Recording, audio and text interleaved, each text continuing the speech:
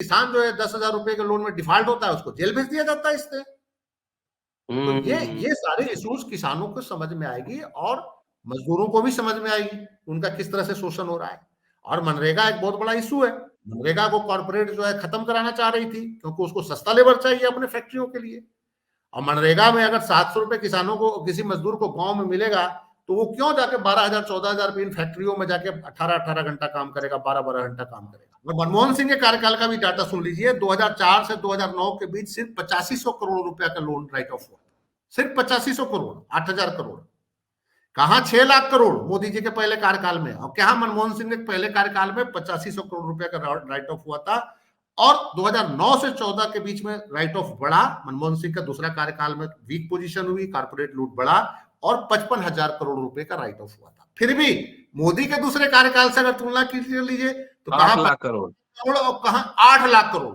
दूसरा कार्यकाल 8 लाख करोड़ का है। कि किसान कहते हैं हमारी कर्ज माफी कर दो, सरकार कहती है कर्ज माफी कैसे कर दें, तो बैंकों की हालत खराब हो जाएगी। किसान कहते हैं अच्छा, आपने तो कारपोरेट को इतने माफ कर दिए, वहां तो बैंकों का कभी हैसियत नहीं बिगड़ा, और हमारे लोन पे माफ सेहत बिगड़ जाएगा। देखिए किसानों पे कुछ कर्ज जो है लगभग 21 लाख करोड़ रुपए का है। पूरे देश भर में लगभग 15 करोड़ किसानों पे 21 लाख करोड़ का कर्ज है।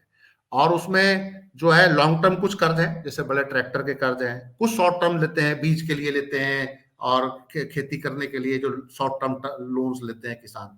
ऑन एवरेज जो है 15 करोड़ किसानों पे 21 लाख रुपए का कर्ज है, जिसमें लॉन्ग टर्म भी है, short term. US, America, UK, जितने भी है मीडिया में देख लीजिए, अल जजीरा से लेके उधर न्यूयॉर्क टाइम्स, वाशिंगटन पोस्ट, और तमाम हर जगह कवरेज हो रहा है इसका, इसमें कोई दो राय नहीं है। और जो मतलब ये है कि इसी कारण सरकार की चिंता भी बढ़ी है। आज पंजाब के सारे पेट्रोलियम डीलर्स ने अपने पेट्रोल पंप बंद कर रखे हैं। अब ये देखिए कि पेट्रोलियम डीलर्स वो हैं जो ज्यादातर शहरी हैं उसके मालिक, और हिंदू हैं, हिंदू कम्युनिटी के लोग हैं, उन्होंने पूरा सपोर्ट दिया है। और पंजाब के सारे प्राइवेट बस ओनर्स सारे बंद कर रखा है, कोई बस नहीं चल रही है पंजाब के अंदर। तीसरा जो सबसे बड़ी बात यह है कि जो हरियाणा के अंदर किसान संगठनों ने आज काफी एक्टिविटी दिखी है। अभी तक ऐसा लग रहा था कि हरियाणा में एक्टिविटी नहीं है, लेकिन हरियाणा के अंदर आज किसानों की एक्टिविटी है। आज हरियाणा के कई शहरों में बंद का मॉर्निंग में असर देखा गया। बात की पंजाब सरकार ने ये आपत्ति जताई है कि आप हमारी सीमा में आंसू गैस के गोले छोड़ रहे हैं, हमारी सीमा में आप ड्रोन भेज रहे हैं, और ये टोटल फेडरल स्ट्रक्चर पे हमला है कि एक राज्य की पुलिस जो है दूसरे राज्य की सीमा में हथगोले फेंक रही है, आंसू गैस फेंक रही है, पैलेट गन से चला रही है, जो दूसरे साइड में जो किसान बैठे हैं लगा है। पैलेट गन जो कश्मीर में इस्तेमाल किया जाता था अलगाववादियों के खिलाफ, या वहां पे जो पुलिस इस्तेमाल करती थी, अब उसका इस्तेमाल पंजाब के किसानों पे हो रहा है।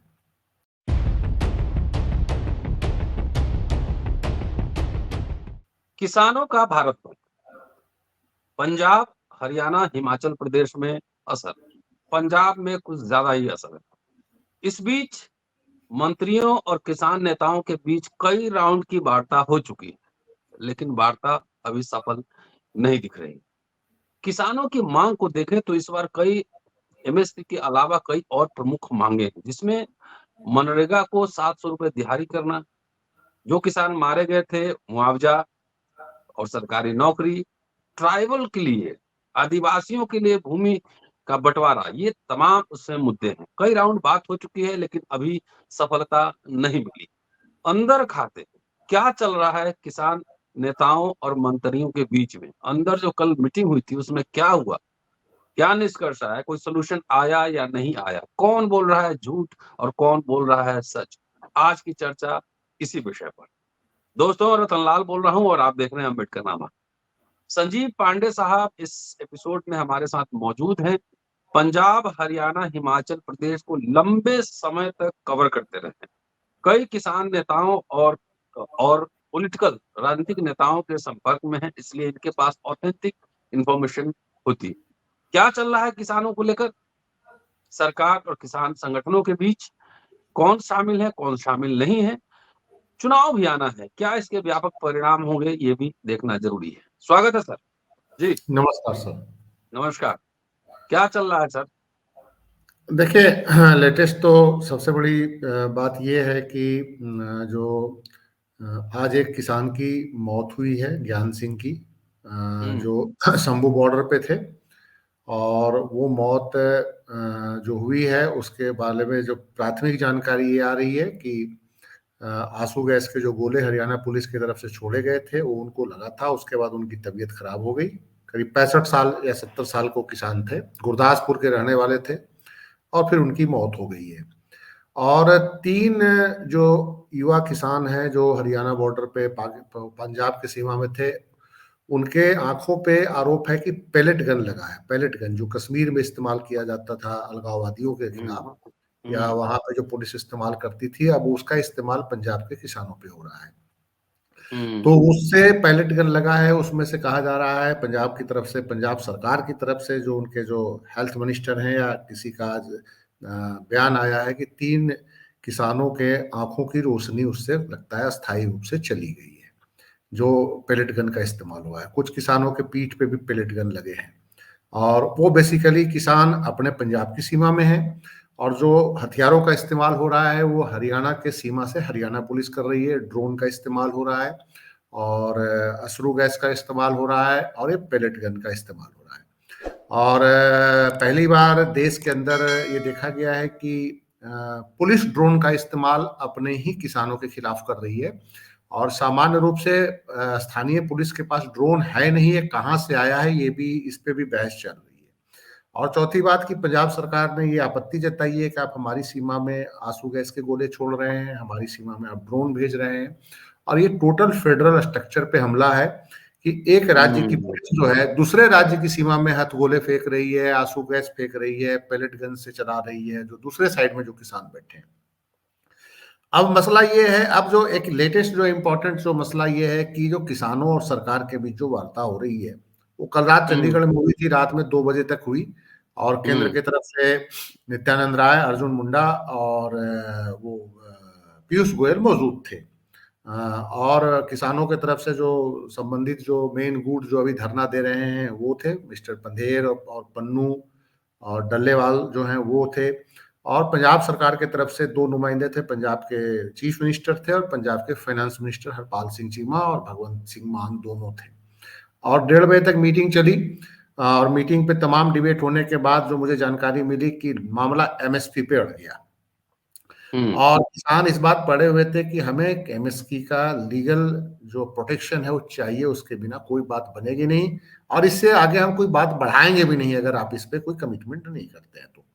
और वो लगातार जो मंत्री पीयूष गोयल थे वो लगातार इस बात को कह रहे थे कि ये संभव नहीं है, क्योंकि अगर हम एमएसपी का दायरा बढ़ाएंगे भी, एमएसपी को लीगल गारंटी भी देंगे, तो उसका जो है वो पूरे देश में बटेगा और पंजाब के हिस्से में तो बहुत ज्यादा नहीं आएगा। अगर मान लिया कि हम 2 से 3 लाख 4 लाख करोड़ रुपया अगर एमएसपी के लिए रख भी देते हैं, तो पंजाब के किसानों को हिस्सा आएगा, तो दूसरे राज्य के भी किसान मांगेंगे तो उनको भी देना पड़ेगा। तो पंजाब के किसानों को करना था, आप दीजिए, हम कहाँ मना कर रहे हैं, हम तो चाहते हैं कि सारे देश के किसानों को आप एमएस दीजिए, हमें पंजाब को अकेले नहीं चाहिए। जो पंजाब के किसान यूनियनों का करना था कि हम तो चाहते हैं कि बिहार के किसानों को भी मिले, जिनकी आमदनी पंजाब के किसानों से 50% नीचे है। जो बिहार के किसान अगर 1,000 रुपया कमा रहे हैं खेती से, तो पंजाब के किसान एमएसपी के कारण 2,000 कमा रहे हैं। एक उदाहरण मैं देता हूँ, तो उन्होंने कहा कि वो तो पंजाब के किसान चाहते हैं कि यही जो लाभ है बिहार के, उड़ीसा के गरीब किसानों को भी मिले, जो बिना बात के बेवजह खेती के क्षेत्र में परेशान है। तो ये सरकार की जिम्मेवारी है कि इसको करे। तो यहीं पे बात अड़ गई। अब संडे को फिर मीटिंग बुलाई गई है। अब देखिए कि हाँ, संडे को फिर मीटिंग है, किसान नेताओं की होगी, इसीलिए आज किसान जो है सारे शांत हैं और शंभू बॉर्डर पर आराम से बैठे हैं, कोई दिल्ली की तरफ वो बढ़ने की कोशिश नहीं की है। हाँ, ये जरूर है कि किसानों का सपोर्ट बढ़ गया है। आज पंजाब के सारे पेट्रोलियम डीलर्स ने अपने पेट्रोल पंप बंद कर रखे हैं। अब ये देखिए कि पेट्रोलियम डीलर्स वो हैं जो ज्यादातर शहरी हैं उसके मालिक, और हिंदू हैं, हिंदू कम्युनिटी के लोग हैं, उन्होंने पूरा सपोर्ट दिया है। और पंजाब के सारे प्राइवेट बस ओनर्स सारे बंद कर रखा है, कोई बस नहीं चल रही है पंजाब के अंदर। तीसरा जो सबसे बड़ी बात यह है कि जो हरियाणा के अंदर किसान संगठनों ने आज काफी एक्टिविटी दिखी है। अभी तक ऐसा लग रहा था कि हरियाणा में एक्टिविटी नहीं है, लेकिन हरियाणा के अंदर आज किसानों की एक्टिविटी है। आज हरियाणा के कई शहरों में बंद का मॉर्निंग में असर देखा गया था। और जो चौथी से सबसे बड़ी बात यह है कि हरियाणा में भी 12 बजे से टोल फ्री कई जगहों पे किसान संगठनों ने करा दिया है। तो जो हरियाणा के जो एक यूनिट जो फिलहाल उस बंद आंदोलन से दूर था, अब वो आ गया है। और कल टिकैत ने शायद उत्तर प्रदेश में मीटिंग बुलाई है मुजफ्फरनगर में। और पंजाब के जो दूसरे किसान यूनियन है जो अभी तक इसे डिस्टेंस रखे हुए थे, वो अब साथ आ रहे हैं, क्योंकि उनका कहना है कि किसानों पे बेवजह जुल्म हो रहा है, उन पे आंसू गैस के गोले छोड़े जा रहे हैं, उन पे क्या कहा जाता है, ड्रोन भेजे जा रहे हैं। तो ये सारों से दूसरे किसान संगठन भी अब मजबूरी में आ रहे हैं। तो ये जो है आंदोलन थोड़ा सा अब विस्तार ले रहा है, और जो गवर्नमेंट है उसकी चिंता निश्चित रूप से बढ़ी है। और चूंकि एक और बड़ी प्रॉब्लम आ रही है, एक और प्रॉब्लम आ रही है कि पंजाब के जाने वाले सारे रास्ते बंद हैं। इंपॉर्टेंट रास्ते, 3 इंपॉर्टेंट रास्ते पंजाब को जाते हैं दिल्ली से। एक जाता है वाया अंबाला, एक जाता है वाया हिसार फतेहाबाद, और एक इंपॉर्टेंट जाता है वाया जींद नरवाना होके संगरूर डिस्ट्रिक्ट में जाता है। तो ये 3 जो इंपॉर्टेंट हाईवे जो आगे दिल्ली को जम्मू से जोड़ते हैं, हिमाचल से जोड़ते हैं, पूरा नॉर्थ से जोड़ते हैं, टोटली बंद है इस समय। और आप मान के चलिए कि पंजाब ही नहीं, इस पूरे आंदोलन के कारण हिमाचल और जम्मू भी रेस्ट ऑफ इंडिया से कटा हुआ है, जिससे टोटल ट्रेड और कारोबार अफेक्टेड हो रहा है। और मुझे लगता है कि दिल्ली में जो बंद जो हुआ था, दिल्ली के चारों तरफ जो पहले जो आंदोलन हुआ था, उससे ज्यादा इम्पैक्ट अभी इसलिए पड़ रहा है कि टोटल सप्लाई लाइन कटी हुई है। दिल्ली की तरफ जब बंद था ना, तो आवाजाही नहीं रुकी थी गाड़ियों की, और ट्रेड हो रहा था, ट्रांसपोर्टर्स ट्रांसपोर्ट लेके जा रहे थे, ट्रक लेके जा रहे थे। अभी टोटल सप्लाई कटी हुई है। जैसे चंडीगढ़ में सब्जियां बहुत कम आ रही हैं, जो आसपास के हिमाचल से आता था और कहीं और जो राज्यों से आता है। इसी ढंग से दिल्ली में भी जो पंजाब और हरियाणा से जो सप्लाई आना है वो काफी कम हो गया है। हिमाचल से जो आना है वो कम है दिल्ली के अंदर, क्योंकि दिल्ली में भी बहुत बैरिकेटिंग है। तो मतलब कि अभी ट्रेड एंड कॉमर्स और इंडस्ट्रियल जो प्रोडक्शन है उस पर भी धीरे धीरे अफेक्ट पड़ रहा है। तो मुझे लगता है कि अब संडे को फिर क्या बात होगी, क्या होगा, ये अभी देखने वाली बात होगी, क्योंकि आंदोलन तो अब तेज होगा, ये तय माना जा रहा है। चलिए इसमें आगे बात बढ़ाएंगे, लेकिन चूंकि आप साउथ एशिया पे लिखते रहे जी लगातार जी और आप फेमिलियर हैं अक्रॉस द बॉर्डर के पॉलिटिक्स से भी, पाकिस्तान अभी डिस्टर्ब्ड, जी। क्या कुछ छप रहा है यहाँ के किसान आंदोलन, उधर भी कुछ छप रहा है क्या, कुछ नहीं इन्फॉर्मेशन? देखिए, किसान का आंदोलन का तो भारत के किसान आंदोलन का तो आज मैं देख रहा हूँ कि जितने भी वेस्टर्न मीडिया है सारे ने इसको कवर किया है, और इवन की वो वीडियो भी चला रहे हैं जिसपे बड़ी आलोचना हो रही है सरकार की कि अपने किसानों पे आंसू गैस की गोली चला रहे हैं, अपने किसानों पे ड्रोन भेज रहे हैं। तो वो बड़ा मतलब कि क्रिटिसिज्म हो रहा है इस गवर्नमेंट का। ये पूरे वर्ल्ड मीडिया में आ रहा है, ये कवरेज अच्छा। सिर्फ इंडिया तक नहीं है, पूरे वर्ल्ड मीडिया में है। आप वेस्ट के सारे यूएस अमेरिका यूके जितने भी है मीडिया में देख लीजिए, अल जजीरा से लेके उधर न्यूयॉर्क टाइम्स, वाशिंगटन पोस्ट और तमाम हर जगह कवरेज हो रहा है इसका, इसमें कोई दो राय नहीं है। और जो मतलब ये है कि इसी कारण सरकार की चिंता भी बढ़ी है। तो ये पाकिस्तान का तो देखिए, पाकिस्तान का तो बॉर्डर क्लोज है। समस्या झगड़ा तो इसी बात का है कि जो पंजाब और हरियाणा का जो एग्रीकल्चर का जो इकोनॉमी है, उसको कंट्रोल करने की एक बहुत बड़ी साजिश है, जिसमें देश के 2-3 पूंजीपति घरानों की नजर है, क्योंकि उन्होंने आगे इस एरिया के सारे इंफ्रास्ट्रक्चर, खेती से संबंधित इंफ्रास्ट्रक्चर को कंट्रोल करके, चाहे वो मार्केट हो, चाहे एग्रीकल्चर लैंड हो, चाहे वो गोदाम्स हो, सारे कंट्रोल करके ये सारे प्रोडक्शन को सेंट्रल एशिया तक बेचने की एक लंबी प्लानिंग है कॉर्पोरेट गवर्नमेंट। प्रिसाइजली मैं इसी पॉइंट पे आ रहा हूँ जी कि अगर पूंजीपतियों के कंट्रोल में आ गया हरियाणा पंजाब का पूरा एग्रीकल्चर सेक्टर, तो जो बॉर्डर को लेकर झगड़ा है वो भी सॉफ्ट हो सकता है ना? नहीं देखिए, बॉर्डर को लेकर झगड़ा तो जिस दिन भारत का कॉर्पोरेट चाहेगा सॉफ्ट हो जाएगा, ये सारी दुश्मनी खत्म हो जाएगी। इस देश में सारा कुछ निर्धारित, तो कॉर्पोरेट जब तक चाहेगा तब तक झगड़ा रहेगा, जब तक जिस दिन कॉर्पोरेट चाहेगा उस दिन झगड़ा खत्म हो जाएगा। अब एक बात देखिए कि जो कराची और बॉम्बे और अहमदाबाद और वेस्ट एशिया के बीच जो ट्रेड है वो कहाँ कम हुआ है? उस रूट से तो सारा कुछ जा रहा है। पाकिस्तान में आज भी सारा कुछ जा रहा है, वो वाया दुबई जाता है। आपका जो फॉर्मल ऑफिशियल ट्रेड $2 अरब का है, और स्मगल ट्रेड पाकिस्तान से आपका $8 अरब का है सालाना। मतलब कि ऑफिशियली तो आप $2 अरब नहीं, अब तो $1 अरब भी नहीं रह गया उरी अटैक के बाद, मतलब कि पाकिस्तान के साथ जो ट्रेड है। लेकिन फिर भी भारत और पाकिस्तान का ट्रेड नहीं रुका। भारत और पाकिस्तान का illegal trade via Bombay, via Ahmedabad, जो गुजरात के कोस्ट है वहां से वाया दुबई या सीधा कराची स्मगल होके सारा ट्रेड हो रहा है। तो उसका क्या नुकसान है? उसका नुकसान यह है कि ऑफिशियल जो है गवर्नमेंट के जो रेवेन्यूज हैं और कस्टम ड्यूटीज है उसका नुकसान होता है। तो जो इस बॉर्डर को आर्टिफिशियली जैसे अगर तनाव है तो तनाव तो पाकिस्तान की गवर्नमेंट भी करती है कि तनाव कम करो, भारत की गवर्नमेंट भी चाहती है तनाव कम करो। कुछ सर्टेन इश्यूज हैं, पाकिस्तान की तरफ से भी कहता है कि चलिए वो इशू बाद में सॉल्व कर लेंगे, लेकिन ट्रेड जारी रखें। ये दोनों तरफ से सहमति बनती है कि ट्रेड जारी रखें, लेकिन बीच में कभी ना कभी कुछ घटना घट जाती है ऐसी जिसके कारण ट्रेड पे इम्पैक्ट पड़ता है, ट्रेड बंद हो जाता है। लेकिन भारत का जो एक बड़ा कॉर्पोरेट जगत है वो पाकिस्तान को बिजली बेचना भी चाहता है। गौतम अडानी साहब ने 2014 में एक प्रपोजल दिया था बिजली बेचने के लिए पाकिस्तान को, 4000 मेगावाट बिजली भी बेचना चाहता है, खाद्य भी बेचना चाहता है। और इस चूंकि पाकिस्तान के बिना, देखिए वेस्ट एशिया आपका पूरा इस समय डिस्टर्ब है, पाकिस्तान के land route, Afghanistan land route के बिना आप यूरोप तक नहीं पहुंच सकते। तो सारा ज्योग्राफिकल रूट में पंजाब एक इंपॉर्टेंट रोल प्ले करता है, हरियाणा एक इंपॉर्टेंट रोल प्ले करता है। तो ये एक बड़ा इशू है, इसमें कोई शक नहीं है। लेकिन जो सबसे बड़ा जो इशू है जिसपे हम लोग मेन बात करनी चाहिए कि एमएसपी का इशू है कि एमएसपी का क्या करें। एमएसपी का लीगल प्रोटेक्शन चाहते हैं किसान, और दौर भी है जैसे मनरेगा है, मनरेगा को लेकर उन्होंने कहा है कि मिनिमम 200 डेज होने चाहिए और 700 रुपए की दिहाड़ी होनी चाहिए। निश्चित रूप से किसानों ने इस बार मजदूरों को भी साथ लिया है क्योंकि एग्जैक्टली, मैं मजदूर उसी पॉइंट पे हाईलाइट कर देता हूँ थोड़ा सा कि पिछली बार जो किसान आंदोलन था तो ये कहा जा रहा था कि भाई ये हरियाणा पंजाब के अमीर जमींदार किसानों का आंदोलन है। तो क्या ये लगता है कि उस क्रिटिक से सबक लेते हुए इस बार किसान आंदोलन ने अपने मुद्दे को अखिल भारतीय और व्यापक किया, श्रमिकों को भी लिया है, देखिए आदिवासियों को भी लिया है? जी एक मैं आपको बात स्पष्ट करना चाहता हूं कि जो जी। ये नैरेटिव है कि अमीर किसानों का, देखिए पंजाब और हरियाणा का किसान अमीर नहीं है। वो 3 एकड़ 4 एकड़ 5 एकड़ की लैंड होल्डिंग है, पहली बात। बिहार में 20 एकड़ 25 एकड़ 15 एकड़ की भी लैंड होल्डिंग मिल जाती है।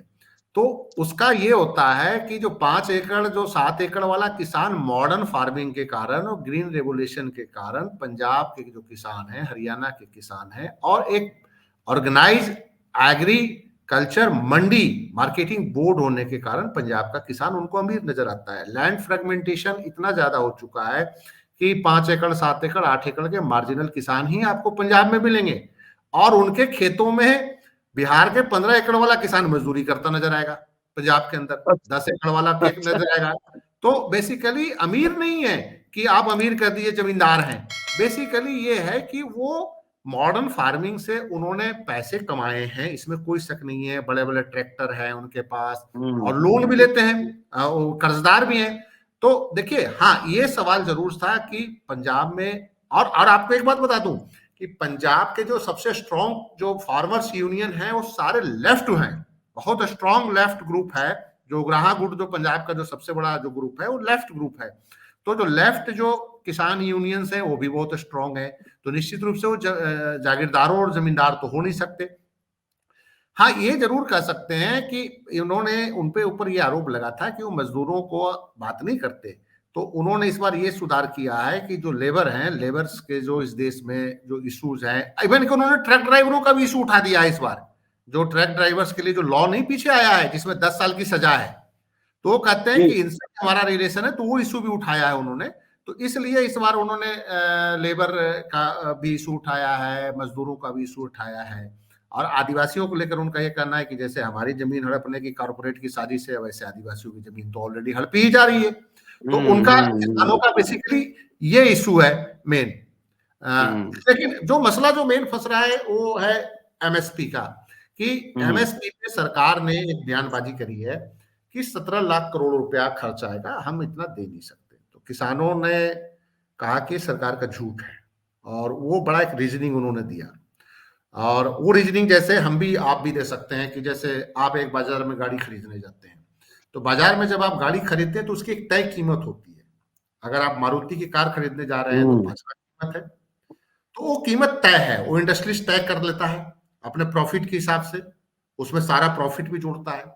अगर आप एक पेन खरीदने बाजार में जा रहे हैं तो 8 रुपए का पेन है, 10 रुपए का पेन है, 5 रुपए कॉस्ट आ रहा है, लेकिन जो तय कीमत होता है उस पर लिखा होता है, आप उसी के हिसाब से लेते हैं। तो उनका कहना है कि जब देश में इंडस्ट्रियलिस्ट कॉर्पोरेट अपना तय कीमत पे सामान को बेचते हैं, उससे नीचे नहीं आते, तो हमारे सामान पे जो एक कीमत सरकार तय करने के लिए क्यों नहीं तैयार है। फिर उन्होंने एक और तर्क रखा और वो बड़ा वाजिब था। उन्होंने कहा कि हम ये भी नहीं कहते कि 17 लाख करोड़ रुपए का आप इंतजाम करो, और हम ये नहीं कहते कि हमारी सारी फसल आप खरीदो।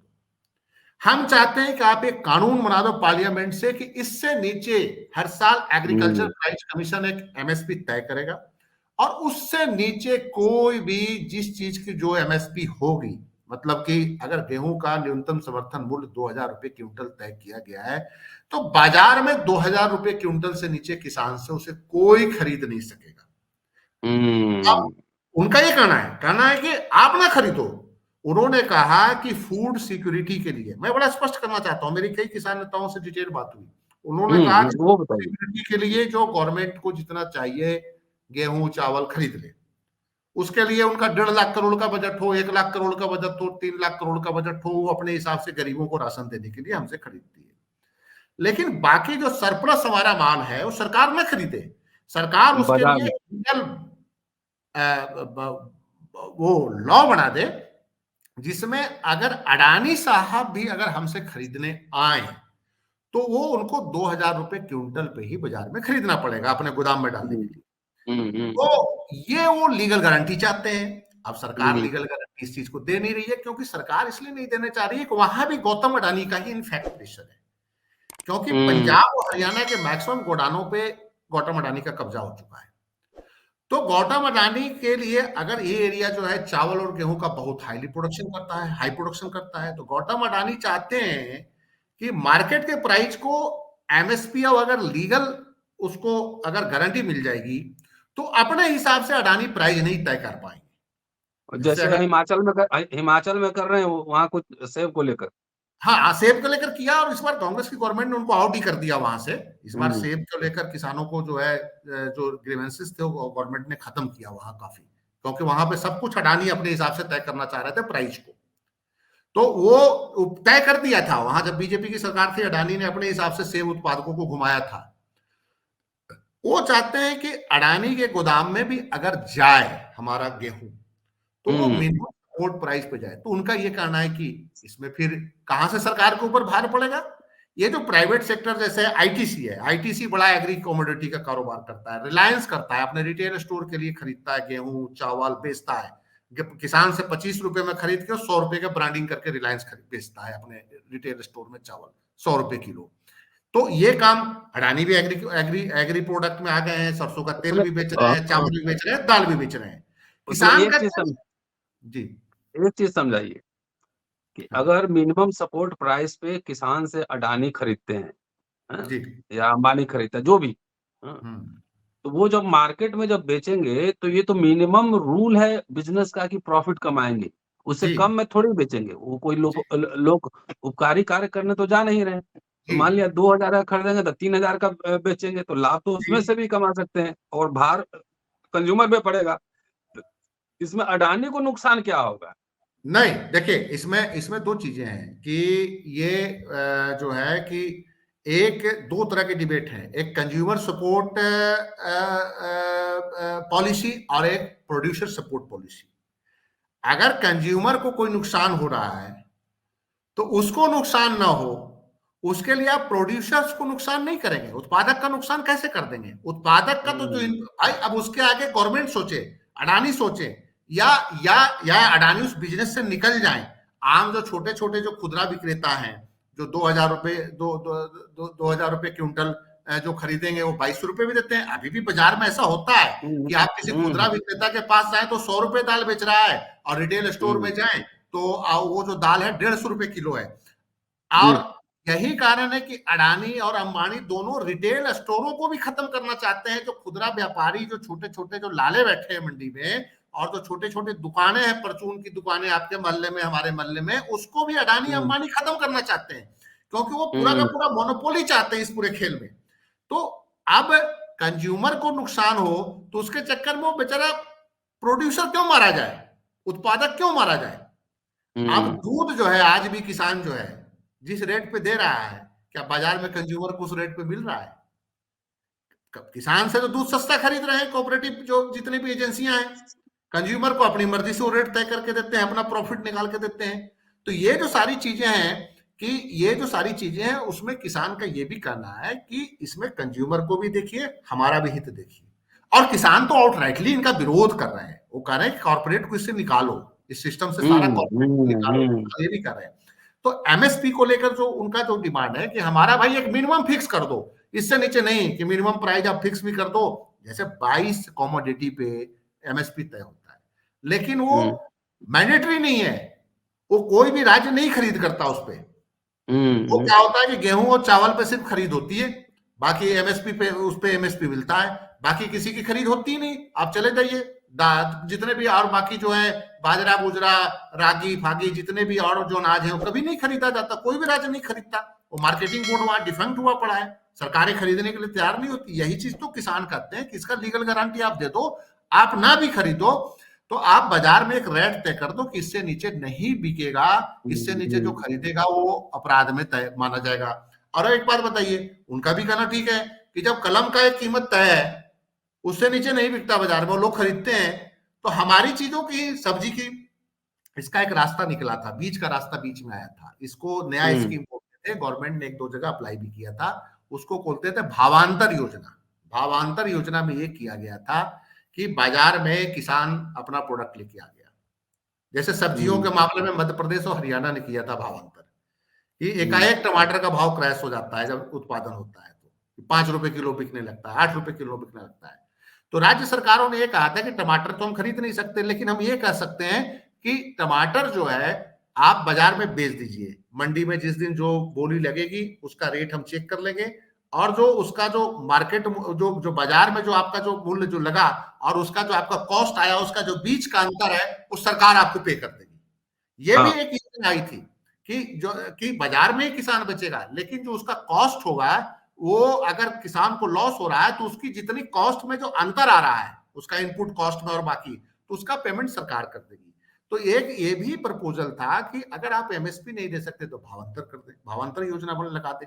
तो भावांतर योजना भी हरियाणा में सक्सेस नहीं हुई, उसमें भी इतना सरकार की तरफ से हडल था कि यहाँ आप कंप्यूटर पे रजिस्ट्रेशन कराओ, ये कराओ, इतना उसमें कागजी कार्रवाई थी कि किसान उससे उब गए, कि कहते हैं कि ये तो इतना काम करने में ही हम फंस जाएंगे। और एक बात देखिए, सरकार उसको सिंप्लीफाई तो किया जा सकता था। हाँ, कर सकते हैं, कर सकते हैं। देखिए, गवर्नमेंट इसमें बहुत ऑनेस्ट नहीं है। देखिए, अब मैं आपको बात बता देता हूँ, ये जो बात अभी जितना हंगामा हो रहा है और सरकार कल कह रही थी कि हम कोई कमेटी बना देते हैं एमएसपी पे, क्या हुआ कि ऑलरेडी कमेटी बनी हुई है भारत सरकार की, 2022 से बनी हुई है कमेटी, एग्रीकल्चर सेक्रेटरी सम अग्रवाल हैं, उनके नेतृत्व बनी हुई है, 26 मेंबरी कमेटी है, जिसमें नीति आयोग के सदस्य हैं, किसान यूनियन के सदस्य हैं, एग्रीकल्चर यूनिवर्सिटियों के मेंबर हैं, और इस कमेटी की 2-3-4 बैठकें भी रेगुलर करते हो रही है, और कमेटी को सामने 3 सब्जेक्ट पे फैसला लेने के किया गया है। उसमें यह है कि zero budget agriculture, zero budget खेती, और दूसरा जो उसमें प्रपोजल है डाइवर्सिफिकेशन ऑफ एग्रीकल्चर, जैसे पंजाब में चावल की खेती होती है तो उसके कारण पानी का बड़ा नुकसान हो रहा है, तो कैसे डाइवर्सिफाई करना है क्लाइमेट चेंज के हिसाब से देखते हुए। और थर्ड, मिनिमम समर्थन मूल्य उसमें रखा गया है कि मिनिमम समर्थन मूल्य को कैसे ट्रांसपेरेंट करके किसानों को उसका लाभ दिया जाए। ये 3 इशू को लेकर कमेटी बनी हुई है, लेकिन वो कमेटी की कोई टाइम फ्रेमिंग नहीं तय करेगी कब तक कमेटी की रिपोर्ट आई, कमेटी ने अब तक क्या किया गया है इस पे भी कोई जानकारी नहीं आई। वो क्यों नहीं आई? वो इसलिए कि वही अडानी साहब का प्रेशर है कि अगर आपने एमएसपी पे कोई फैसला ले लिया तो हमारा जो इतना बड़ा योजना है पूरे देश के एग्रीकल्चर को, फूड को कंट्रोल करने का, और बाद में सुपर फूड की भी उनकी प्लानिंग है जो पूरी दुनिया को बेचेंगे बहुत महंगा, तो वो सारा कंट्रोल कर लेंगे, उसको कंट्रोल करने में उनको दिक्कत आएगी। तो इसलिए एमएसपी का इश्यूज पे ये झगड़ा हो रहा है। सेकेंड जो इंपॉर्टेंट इशू है, वो मैं बहुत बताना जरूरी है, वो इंपॉर्टेंट इशू है कर्ज। कि किसान कहते हैं हमारी कर्ज माफी कर दो, सरकार कहती है कर्ज माफी कैसे कर देंगे, तो बैंकों की हालत खराब हो जाएगी। किसान कहते हैं अच्छा, आपने तो कॉर्पोरेट को इतने माफ कर दिए, वहां तो बैंकों का कभी हैसियत नहीं बिगड़ा, और हमारे लोन पे माफ सेहत बिगड़ जाएगा। देखिए, किसानों पे कुछ कर्ज जो है लगभग 21 लाख करोड़ रुपए का है। पूरे देश भर में लगभग 15 करोड़ किसानों पे 21 लाख करोड़ का कर्ज है। और उसमें जो है लॉन्ग टर्म कुछ कर्ज है, जैसे बड़े ट्रैक्टर के कर्ज हैं, कुछ शॉर्ट टर्म लेते हैं, बीज के लिए लेते हैं, और खेती करने के लिए जो शॉर्ट टर्म लोन्स लेते हैं किसान। ऑन एवरेज जो है 15 करोड़ किसानों पे 21 लाख रुपए का कर्ज है, जिसमें लॉन्ग टर्म भी है, शॉर्ट टर्म भी है। चलिए, वो कहते हैं कि लॉन्ग टर्म ना करो, ट्रैक्टर वाला ना करो, शॉर्ट टर्म तो कुछ करो। शॉर्ट टर्म 4-5 लाख करोड़ रुपए है, शॉर्ट टर्म कुछ कर दो। सरकार कहती है हम नहीं करेंगे। अब किसान भी बड़ा अच्छा तर्क देते हैं। किसानों ने बड़ा जबरदस्त, किसानों का तर्क ये था कि आपने ये बताइए कि 2014 से 19 मोदी वन के कार्यकाल में आपने 6,39,000 करोड़ रुपए का लोन राइट ऑफ कर दिया। राइट ऑफ कर दिया मतलब एनपीए के खाते से भी हटा दिया, बट्टा खाता में डाल दिया, वो अब नहीं आएगा। मीन्स कि जो पूंजीपति लेके गए वो अब पैसा वापस नहीं आएगा, वो बैंकों का पैसा लूट के ले गए, आम जनता का पैसा लूट के गए। वो रकम है 6,39,000 करोड़, जो मोदी के कार्यकाल के पहले साल में ही ये लूट हुई है। अब दूसरे साल में आएगी दूसरा कार्यकाल, 2019 से 2023 का जो कार्यकाल है, 8,29,000 करोड़ रुपया का राइट ऑफ लोन किया है। अब 8 लाख और 6 लाख जोड़ लीजिए, 8-6 कितना हो गया? 14 लाख 14 लाख करोड़ रुपया ऑफिशियली मोदी जी ने कारपोरेट का बट्टे खाते में डाल के उनको बोल दिया कि ऐश मौज करो, ये हमने निकाल दिया आपके उससे, बैंकों के उससे कोई नहीं। अब देखिए, अब बैंक बेचारे क्या करें, बैंक कहां से घाटा पूरा कर रहे हैं ये भी मैं बताता हूं। आप क्रेडिट कार्ड का जब किसी भी पेट्रोल पंप पे इस्तेमाल कर रहे हैं तो क्या कर रहा है बैंक वाले, या कोई भी डेबिट कार्ड का, तो उस पे पता नहीं एक कुछ चार्ज लगा दिया है बैंकों ने, 2,000 रुपया से ऊपर कोई भी सामान लीजिएगा तो इतने % चार्ज है, एमवीडी चार्ज या पता नहीं कौन सा चार्ज है। वो बैंक का मुझे एक अधिकारी बता रहा था कि ये जो 14 लाख करोड़ रुपए की लोन माफी हुई है, बैंक कहां से लेके आएंगे, हमारे पास तो पैसा आना नहीं, खाते से तो निकल गया, लेकिन बैंक का हेल्थ तो खराब हो गया। हमने अपने प्रॉफिट से जो है, जो प्रॉफिट साल का आया उसको डाल दिया इधर बट्टे, उसमें उससे हमने घाटा पूरा किया, एनपीए का उधर उधर उधर बट्टे खाते में डाल दिया, और इधर हमने अपना पैसा डाला बैंकों के कैपिटल इन्वेस्टमेंट के लिए, जो प्रॉफिट था वो डाल दिया। तो उन्होंने कहा कि छोटे छोटे छोटे हिडन सरचार्ज देश भर में जनता पे लग रहा है, फैक्ट है। आप किसी भी पेट्रोल पंप पे जाइए, आप जाके अपने एटीएम का इस्तेमाल कीजिएगा तो आपको वो कहेगा, उसमें आप देखिएगा उसमें सरचार्ज लगाएगा, क्रेडिट कार्ड होगा तो, और वो सरचार्ज जो है वो बैंकों को जा रहा है। 2,000 रुपए के तेल पे 8 से 9 रुपए लगता है। अब देखिए कि लोग कितने लोग डेली तेल भरा रहे हैं और कितना सरचार्ज लगता है। ये पूंजीपति लोग तो मॉडर्न भिखारी हैं। 8-8-9 रुपया जो 8-8-9 रुपया जनता का लेकर लाख को लेकर भाग जा रहे हैं, मॉडर्न भिखारी है। 14 लाख करोड़ रुपया जो मोदी जी लगातार कहते हैं कि हमने तो इकोनॉमी का इतना बड़ा कर दिया, कांग्रेस के जमाने में तो लूट हो गया था, तो मैं उसका उदाहरण देना चाहता हूं कि 14 लाख करोड़ रुपया इसने माफ किया और मोदी के कार्यकाल में माफ हुआ। मनमोहन सिंह के कार्यकाल का भी डाटा सुन लीजिए, 2004 से 2009 के बीच सिर्फ 8500 करोड़ रुपया का लोन राइट ऑफ हुआ, सिर्फ 8500 करोड़, 8,000 करोड़। कहा 6 लाख करोड़ मोदी जी के पहले कार्यकाल में, और क्या मनमोहन सिंह के पहले कार्यकाल में 8500 करोड़ रुपया का राइट ऑफ हुआ था। और 2009 से 14 के बीच में राइट ऑफ बढ़ा, मनमोहन सिंह का दूसरा कार्यकाल में वीक पोजीशन हुई, कारपोरेट लूट बढ़ा और 55,000 करोड़ रुपए का राइट ऑफ हुआ था। फिर भी मोदी के दूसरे कार्यकाल से अगर तुलना कीजिए तो कहा 8 लाख करोड़ और कहा 8 लाख करोड़। दूसरा कार्यकाल 8 लाख करोड़ का है। ये आंकड़ा निकाल के मुझे दे दीजिएगा, सार्वजनिक मंचों में भाषण में काम आएगा। तो ये जो है ना, अब 16 लाख करोड़ किसानों को कहते हैं कि अगर आप, और ये जो है ना, ये जो अभी है 13 लाख करोड़ रुपए अभी आया है। अनऑफिशियली लोग बता रहे हैं कि सरकार बहुत डाटा छुपा रही है। Corporate right of 20 lakh crore रुपया तक चला गया है और बैंकों की हालत बहुत खराब है। तो किसानों का भी ये कहना है कि हमारा कर्ज माफी कर दो। तीसरा बाकी जो उनके डिमांड, तीसरा तो बाकी जो उनके डिमांड से, हाँ जी हाँ ठीक है, कंटिन्यू कीजिए। तीसरा जो उनका जो डिमांड है मनरेगा को लेकर या बिजली अमेंडमेंट एक्ट को, हाँ, और जो लैंड एक्विजिशन एक्ट जो 2013 में आया था, उसमें 2015 में जो अमेंडमेंट किया प्रो कॉर्पोरेट लैंड एक्विजिशन की, सरकार जो कॉर्पोरेट को जमीनों देने के लिए जो 2015 में अमेंडमेंट किया था, किसान कहते हैं कि इसको वापस लो, आप 2013 का ओरिजिनल अमेंडमेंट पे जाओ जो 2013 में यूपीए 2 में पास हुआ था। तो ये सारे जो इंपॉर्टेंट डिमांड्स हैं किसानों के हैं। अब इस पे जो है सरकार जो है इफ एंड बट्स कर रही है, सरकार झूठ भी बोल रही है, सरकार कर रही है कि हम तो डबल बजट कर दिए। किसान कहते हैं उस डबल बजट से हमें क्या मिला? आपने डबल बजट कागजों में कर दिया, वो डबल बजट का हमें तो कोई लाभ मिलता दिख नहीं रहा है। 6,000 रुपए आप दे रहे हैं तो साथ में फर्टिलाइजर की कीमत बढ़ जाती है, साथ में नकली बीज आप दे देते हैं, साथ में नकली क्या कहा जाता है, आप कहते हैं कि जबरदस्ती इंश्योरेंस कराओ। इंश्योरेंस में जब फसल खराब होती है तो कंपनियां गायब हो जाती है। इंश्योरेंस कंपनियां भी ज्यादातर प्राइवेट हैं, सरकारी कंपनियों को आउट कर दिया गया है इंश्योरेंस में। किसान के जो इंश्योरेंस है, प्रधानमंत्री फसल बीमा योजना, सब प्राइवेट सेक्टर के इंश्योरेंस को आप लाभ दिए जा रहे हैं। तो किसानों की आपत्ति बहुत जगह जो है वो बहुत गंभीर है। और ये सरकार जो है किसानों की समस्या को सॉल्व करने के लिए बहुत ज्यादा गंभीर नहीं है। संजीव जी, एक आखिरी क्वेश्चन संक्षेप में। किसानों ने जो इस बार मुद्दे उठाए हैं वो जी किसान, आदिवासी और श्रमिकों के मुद्दे हैं, जी और लोकसभा चुनाव भी है। क्या आपको, जी। आप इतिहास के छात्र भी रहे हैं, क्या आपको लगता है कि इसका अपील अखिल भारतीय पे स्तर पे हो सकता है, इसके इम्प्लीकेशंस? चुनावी वर्ष में क्या सरकार देखिए इसका अपोज कर चुनाव पाएगी? में चुनाव में कितना इम्पैक्ट डालेगा इस पे मैं नहीं कह सकता, लेकिन नॉर्थ इंडिया में इसका इम्पैक्ट है। लेकिन दो चीजें बड़ी लॉन्ग टर्म में होने जा रही है। बिहार में, बंगाल में, उड़ीसा में किसानों को ये पता ही नहीं था कि एमएसपी क्या होता है, न्यूनतम समर्थन ये मूल्य।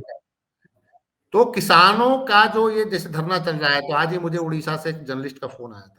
वो कह रहे थे कि अब तो उड़ीसा के किसान भी एमएसपी की बात करने लगे हैं कि हाँ भाई, ये बात तो आवाज तो ठीक उठा रहे हैं, हमें तो कम से हमें तो कुछ मिलता ही नहीं हमारे प्रोडक्शन पे, ये तो हमारी मांग कर रहे हैं। तो बंगाल का किसान भी जागृत होगा। बिहार का किसान जो है, जो किसी जमाने में बड़ा समृद्ध होता था, वो जो आज भुखमरी के कगार पे जाके दिल्ली में मेट्रो स्टेशन पे बेचारा चौकीदारी करता है, तो उसको भी सोचना पड़ेगा कि एमएसपी की डिमांड तो सही है।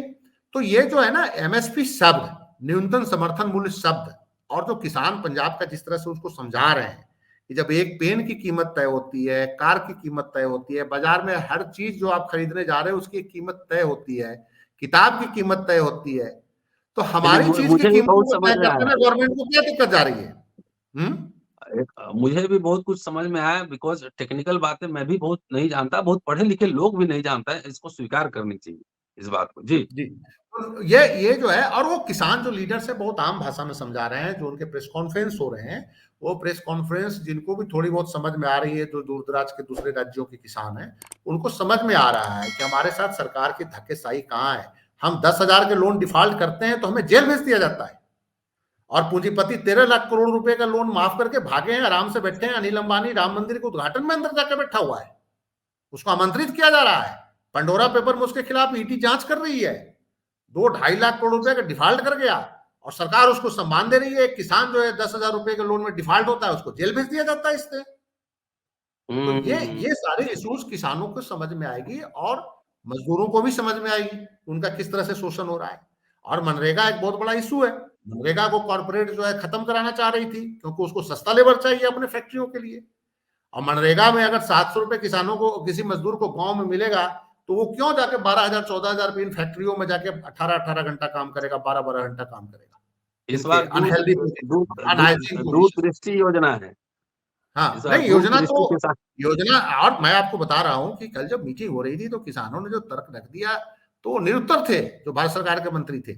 और तो और वो बड़े फ्रस्ट्रेट भी हो रहे थे, कहते इनको समझाना बड़ा मुश्किल है किसानों को, कहते इनको कौन समझाए, कहता है तो बहुत ही नहीं नहीं, अड़ियल खाली है। खाली खाली खाली अडानी अंबानी को ही समझा सकते हैं कि बोलिए हुजूर क्या नहीं, करना है।